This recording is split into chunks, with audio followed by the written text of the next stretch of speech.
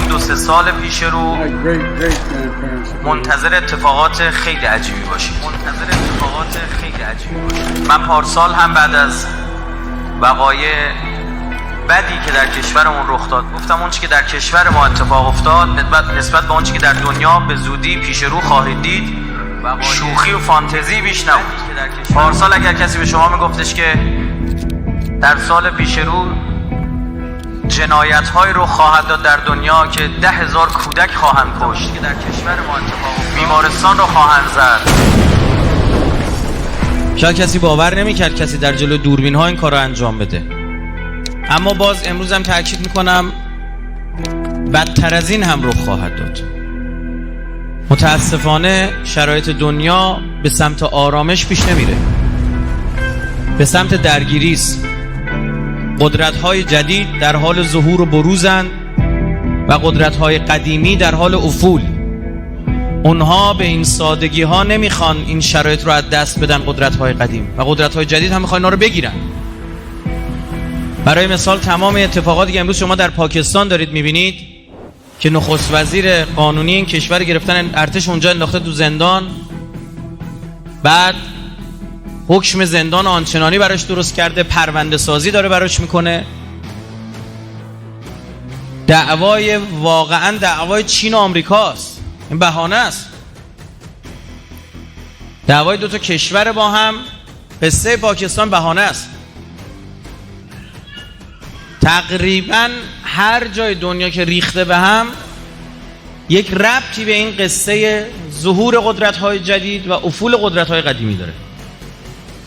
روزی که رئیس جمهور با شی جین پینگ رهبر چین دیدار داشت، همون روز قصه مهسا امینی آغاز شد. همون روز برید اخبار دیدارهای رئیس جمهور رو در سایت دولت ببینید. همون روز این اتفاق افتاد.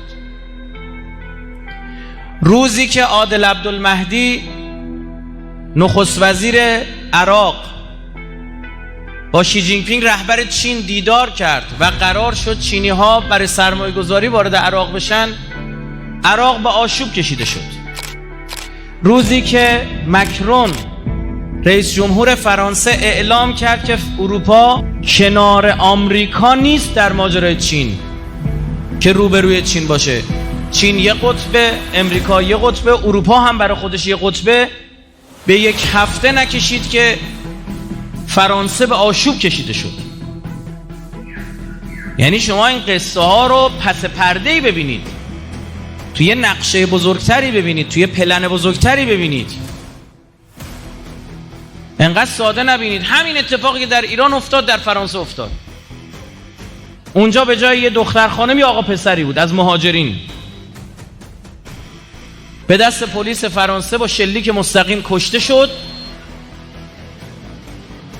و دیدید در عرض چند روز فرانسه به خاک و خون کشیده شد و هر آن چه در ایران اتفاق افتاده بود تو فرانسه هم اتفاق افتاد.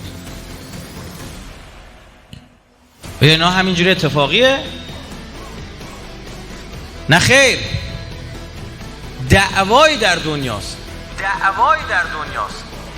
و دیدید در عرض چند روز فرانسه به خاک و خون کشیده شد.